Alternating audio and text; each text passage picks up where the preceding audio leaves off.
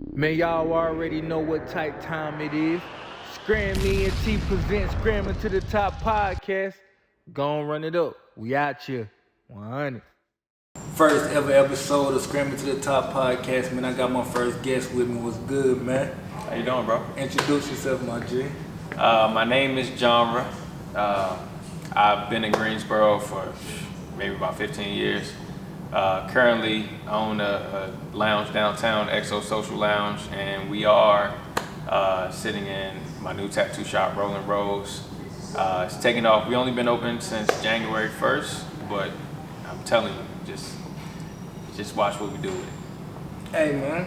Like, how did you start on this journey? Like, what motivated you to go this route, to start opening up current businesses like this? It started, with me getting kicked out of college. Word up. Yeah, I got kicked out of college. Couldn't afford to finish. And it was the first time that I didn't have, structure or a road, like working towards getting a job. So I was kind of lost, and my mom told me to dig deep and figure out what I wanted to do. So from that point on, I decided that I wanted to work for myself. And entertainment in general was what I wanted to do. Music was my passion, producing music. I started out doing that. I got into acting, and I got into throwing parties. Something that I did, in high school. So I got to a point to where I was doing a lot, but I had to do one thing. And nightlife was the first thing that really started to generate income, so I went all in with that. That shit dope. Like, so that was like the very first profitable thing you worked in? The first profitable thing was my clothing line that I had with a partner of mine, Will Catlett. Shout out to Will. He's doing major things in the acting world. And we had... That was your partner? Yeah, Will Catlett. Yeah, that's dope, huh? Yeah. That's super dope. Yeah, we had a clothing line together called Mocha Soul with another partner of ours, Antoine. And that was the first thing that, started to generate any type of money. And, it was rolling. But nightlife kind of, once you really get situated in that industry, it really takes off. So. How did you get involved in nightlife? Because Greensboro nightlife be on a different level. Yeah, it's hard. It's not an easy industry to get involved in because, for one, there's nobody that really wants to teach you. I was from DC. I didn't know anybody in Greensboro outside of people I went to college with. And I went to Greensboro. I went to a small school. So I went to Greensboro College. So I found somebody that was willing to take me under their wing. And I put in the time, I put in like 5 years before anybody really knew my name. So it didn't happen overnight at all.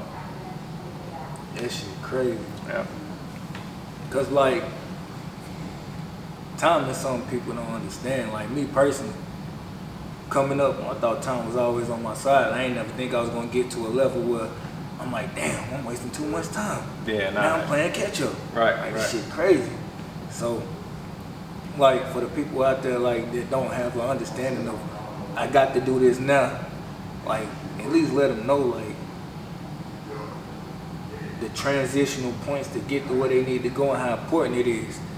Yeah, anything that you want to do is going to take time.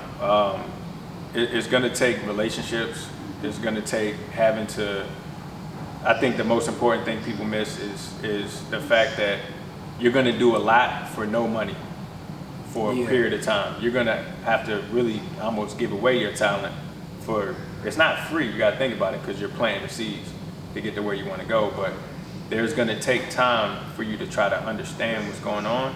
You got to put in the work, or you got to show up every day. And that's the sacrifice that you got to make. And anything that you want to do in life is a price that you got to pay. And so many people aren't willing to pay that price. They want the money now. Like, tell me. Yeah. So many young promoters used to come to me and be like, yo, I'm trying to get on. You put them on one event, and like, how much I get paid tonight? And you're like, what? You didn't bring anybody. Like, it's gonna take some time, but nobody wants to respect the process. Yeah, I ain't even gonna lie, I damn sure did, and I wanted that bread. Now, like, coming from a situation where you're getting bread at that very point, place, and time, like it's coming fast, and then you try to build something, and then you want that money like right then and there, and it ain't coming. You ain't seeing the numbers you want to see, because when you building something, you get in your head like you finna hop out here and make millions. Yeah, I mean, naturally, that's what you want. But there's a natural order to everything. You know, it's people that are established that have been in the industry that you want to break into, and they already have the relationships, they already have the funding, they have the capital. So you're not gonna step, you're not just gonna step over. I mean, I don't care what you do, you know. So one thing that I listen to Miles Monroe a lot, who, you know, is a great businessman, pastor. So he leads with a lot of principles from the Bible. But, you know, he talks about the natural laws in life that people have to follow. And the laws are here to protect you. But at the end of the day, people always step outside of them. And that's when they have to deal with negative consequences. Okay. But it's human nature to want to do that. Yeah. Yeah, so, I mean, a lot of people don't understand the principle and taking your money and putting it into something and letting it work for you. Because, again, our mentality is trade your time for money instead of trade your money for more money. And, you know, end of the day, people are afraid of that. Because, of course, if you invest anything, there's a chance you can lose it. That's the key, right? Like, that's the thing. Like, don't nobody want to lose their. I ain't gonna lie, I know I didn't. Like, putting money into something and knowing I need it, and I ain't got. Well, this is the thing. You don't necessarily invest what you need. It's a formula. So, the formula is to live below your means, right? You know, for a period of time. Like, I mean, people don't know, but I slept on couches to stack money. Before I got my own place, I moved from place to place. I kept my overhead super low. Okay. You know what I'm saying? And even though I was driving a car that needed to be worked on all the time, you know, it was an older car. It didn't take much to fix it. But, you know, even though, you know, I wasn't wearing the best stuff or whatever, I was building my reputation. I was making more and more money, but I was keeping my overhead super low. Then it got to a point that where I could take some money that if I lost it, I wouldn't necessarily be hurt. Yeah. I took that money and I invested it in something. First thing I started to invest in a lot was parties. And boy, we got waxed a few times. I mean, I done lost, you know, $5,000 gone. You know, but it didn't break me because I still live below my means. So I think that's one of the most important things for people to understand is, you know, when you invest, you definitely have to, you know, keep things at a minimum until your investments are paying for the lavish things that you want. True indeed. Like, I ain't gonna lie, I was gonna get a new car, but it's like so much stuff I gotta do, like with the clothing and the movies and everything. I'm like, no, I gotta pay for all this. So that new car, like, she gonna have to wait. Yeah. And then the clothing and everything you're investing is gonna pay for. Yeah. And you get what you want. Yeah, and it costs to make money. Yeah. So definitely. So I had to put that to the back burner. So now I'm investing in what I really got to do, and that's gonna bring me back revenue. So, but I ain't gained that concept. I ain't even gonna lie, I ain't gained that concept till late too. Like that's why I be trying to tell my little cousin, I'm like, yo, like, I ain't jump out the gym with knowing this. Like I fucked up a lot of times. Like, yeah. I ain't gained this knowledge till like, to be honest with you, I'm gonna keep it a band. I ain't gained this knowledge till my late 20s, probably like 28. You feel me? Like I was bullshit. Shit, I around the same age, maybe 25. Yeah, but I was around the same age. But me and my homie was having a conversation or whatever. So, did you start off doing this by yourself, or did you have a team with you? Like, I started out doing it by myself, but nothing is really by yourself. Because even when I started out, again, I had somebody that was coaching me. I found a mentor, somebody that I can learn from. Okay. You know, the brand that I built, I didn't necessarily build it with a team. But again, one of the biggest things that I did was I had an internship with 102 dope. when I first started out in parties. So the networking was crazy. I was on a morning show. They were the most popular show for years. And this, you know, I would go from interning with B-Dot to then on Saturday nights, we got parties at Bentley's together. Okay. You know what I'm saying? So networking is huge, but, so yes, technically my brand, I started out by myself. I had people on my team, and then I ended up, you know, working with different individuals that became a team later, which was Mobile Movement, and we bought Green Street. Okay. And I worked with those guys for years after that. I mean, I worked with them maybe 10 years, but first 7, 8 years, it was really, you know, just me building my brand. Yeah, like that's a tricky subject for me. Like, but everybody needs a team.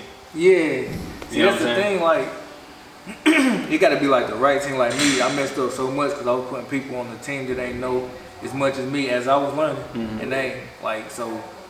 If they asking me and they ain't know, and then they ain't got nobody around me who I can ask, it all crumbled. But then again, it was other people that really weren't dedicated and had the same vision. It's hard to find people that got the same vision as you. Definitely. And even if it's like people you hang with, like one thing I was like talking to my homeboy about is just like this a whole support thing. I don't really care how they support, because at the end of the day they don't really know me like that.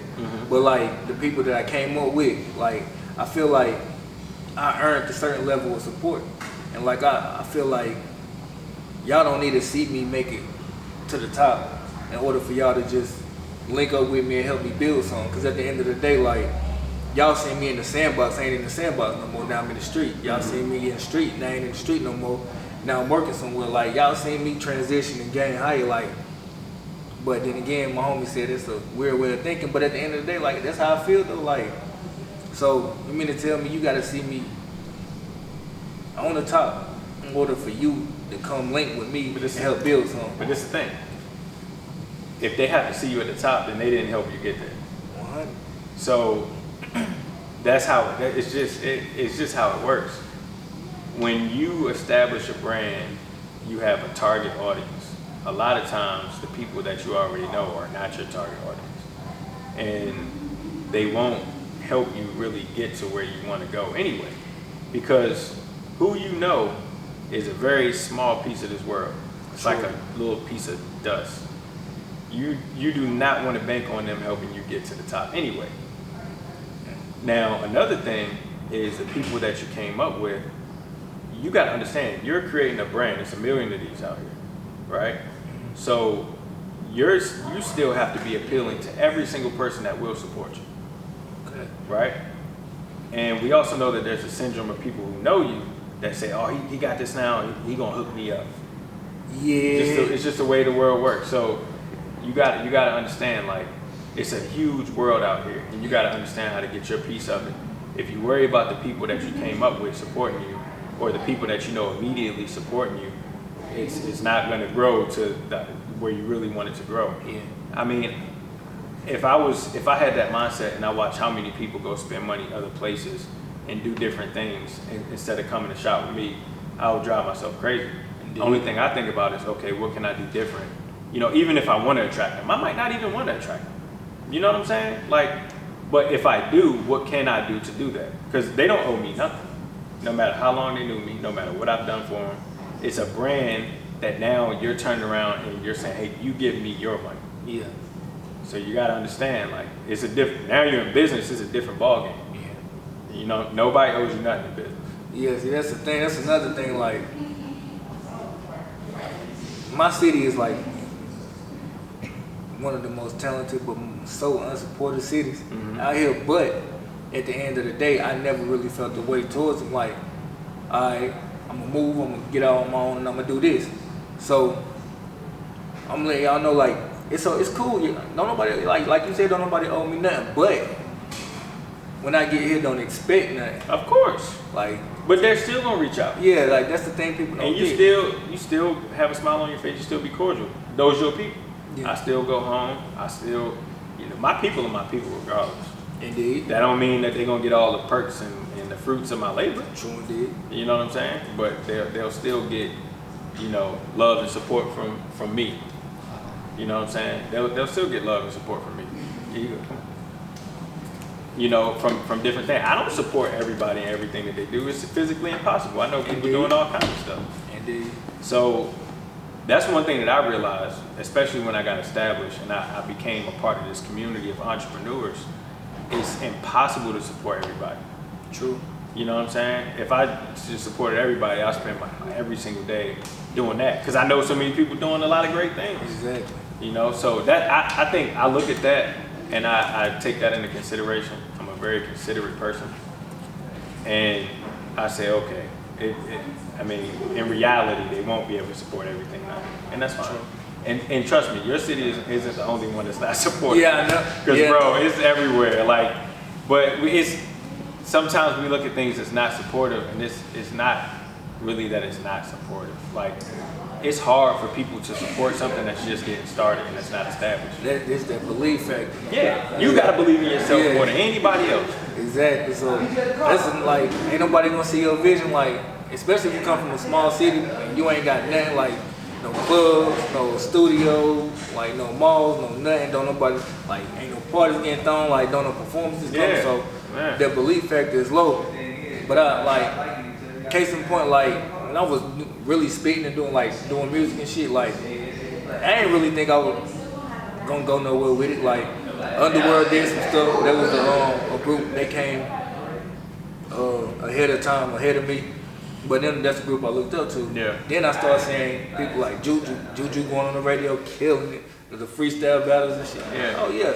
And then we hanging together. I'm like, yeah. I'm like, hey, okay, hold on. That might be something to this. But it's like, once, like, it ain't take nobody for them to just take off. But once I seen you make a little small step, I'm like, damn. I can do that. Mm-hmm. Like, okay, that's dope. But I wasn't really the one that like, I'm gonna wait till they get here to tap in with them, like, you feel me? But I guess that's how I feel like people should be. But and that's I already know it's like a fucked up way of thinking because ain't nobody like me, and they shouldn't be like that. But you know. But that's why I'm just like, I ain't got no animosity towards nobody. I'm just venture out on my own. You know, whatever come my way, come my way. Well, I'll say this. One of the biggest things I learned about leadership is the fact that you have to learn how to take your vision and get other people to believe in. And sometimes we're just around great people that believe in us and they're like, yo, you can do whatever you want to do. Like my mom, one of those people, she told me that my whole life. I grew up thinking I was going to be great because she told me that. My teachers told me that. Basketball coaches told me. People, for some reason, saw something in me because I worked hard, I didn't complain, and I wanted to get better. So I believed in that. They instilled that in me. So just like when we have kids, we can take our kids and we can mold them into anything we want. 100. Anything, right? Now, as an adult, you have to unlearn some things, but you can literally do the same thing for yourself. Put yourself around people that do the same thing for you. So you're constantly hearing the right things. When you hit me up, I'm going to tell you nothing but positivity. You know what I'm saying? That's just how I am. So I surround myself around those same type of people. Like I don't even like a bit of negativity. That I get into the mode. I'm like, why are you? What's wrong with you? Like, no, all right, I'm all right. And that, so at the end of the day, you gotta listen to the right things. You gotta listen to the right people. You gotta know when to, step away from that because it's all in here. It's all there. So in leadership, we gotta be able to. And I say leadership because when you become a business owner, you're a leader of that business. Right? Yeah. Everybody, you might have a team of people that's helping you make decisions, but you're at the top and you're gonna make the final. So you have to even make that team see the vision. Like, what is the vision? What's gonna make people want to follow you? Exactly. And that goes for your team and then your consumers. Certain brands like those little Teflon bags that came out for women. Every drop sells out. They found their niche. They found something that women like. And they do it exclusively, and they let them sell out every time. Lashes. You know what I'm saying? Lashes. So it's just getting people to see your vision. And a lot of times they use other people to influence. Yeah, too. Right? Like, that's a huge thing. like Cam, my partner, you know, the main artist here, he's my business partner here, and it started because he understands influence. You know what I'm saying? He understands that you building these relationships will help his business get further. Right? When we met, it was only a few months ago. He did a tattoo, and we started talking about, you know, just things that we want to do in the future. Tattoo shop has always been something I want to do. And I found the right person because he understands influence. I didn't find the right person because I went looking. He understood influence. So so sometimes you know, you gotta have the right mindset in business, and things will fall into place. But I'm telling you, bro, you get to the point to where you getting people to see your vision. That's the biggest thing. Yeah, I think it was more so like I was trying to make the people that I wanted to see, like, you know, you got them certain people like, man, you need to see this, like, see my vision, let's come up together. Like, you just focused on that amount of people, and it's like it's one dot in the middle of a big ass circle, and you just focused on that one dot. I'm just like, that's how it was. So I had to, you know, get out of that. And it ain't even like, it's not nothing against nobody, but now it's just like, damn, what's the next move? Yeah. So like, do I just continue to go here and just let the team come, or do I just seek people out? Yeah, the team is gonna come when you need the team for certain things. You know what I'm saying? Team sometimes comes out of necessity. Like when you have a new role, like, you know, I need a new role to fill. Yeah. You know what I mean? Like, it's Yeah. marketing. It's gonna, and when you first start a business, a lot of stuff you can do for yourself. True. You know what I'm saying? And I'm the type of person that's gonna try everything. So you know, before I do, you know, delegate anything, I'm gonna try to do it myself. Yeah. And then you run out of time. So then you have to start delegating and finding people to do certain things. Yeah. How important it is to people, like, when they try something, how important it is for them to know that you gonna fail your first few times? Man, I mean, really, people should just embrace failure. And the word failure is final. You never fail if you keep going. And you got to understand that you're going to mess up. There's no way that, you know, you're going to do everything perfect on your first go around with this podcast. Yeah. Now it may take off, it might do well, but there's still going to be things that you're going to learn. Facts. Right? You know, the first time that I opened up a nightclub, I've been in nightlife for years, but we still did things wrong because I'd never been the owner before. Okay. You know what I'm saying? What was the first one you opened up? Green Street. Green Street used to, yeah, she was jumping. Yeah, Green Street. Oh. That was the first club that we owned, and then we opened another one, Silo. Did some things wrong with that one, right? So now I'm on my third spot, and you know I'm a lot more ready for this situation. So you know? all those trial and errors, like, it All better trial and prepare. Yeah, it better prepare you for opening up XO. Yeah, for sure. I mean, and just understanding business in general, you know. It's all a building block. How I look at life and how I look at anything else, it's compounded, right? You know, you might be in a situation for 3, 4, 5 years, and you're gonna get to this level of awareness, right? But then when you look to go to the next level, now you're starting here. Yeah. Now you're gonna gain a lot more knowledge and experience, right? So it's building blocks, and you cannot, there's no way to skip the process. Yeah, I tried to skip the process too many times, but I kept falling and busting my ass. So when my uncle had called me, he was just like, man, you need to change. I'm like, man. He was like, look, I know you need to change. So as soon as you got that thought, you should have just said, man, look, a simple change would suffice. I got to go make that change. Right. He was like, bro, you got to be meticulous with what you want. So I'm like, yo, man. I ain't trying to hear this. Right. I'm trying to go do what I want my stuff to happen now. Like, you feel me? Because I ain't get the concept. Like, I'm watching this person, that person. It seemed like as soon as they jumped out the gym, they just took off. Right. So when I did it, I'm like, damn, why I ain't finna do this no more. I keep busting my ass. But then I started to gain knowledge and shit. And like, I remember the first time I'm on Instagram, I'm sitting in the car. So I'm just like, shit. Like, this nigga booming. I'm like, Like, you know what you're doing. Like, oh yeah. So I just feel back, I'm like, man, because at the end of the day, like, coming from where you come, like, you don't want to just approach anybody like, you feel me? Like, Yeah. I was always on guard, so like, I let my ego get the best of me, so I ain't really network like that. You the very first person I started networking with. Wow, that's crazy. So I'm just like, man, so when I hit you up, and then you start talking, I'm like, yeah, this nigga got knowledge, bro.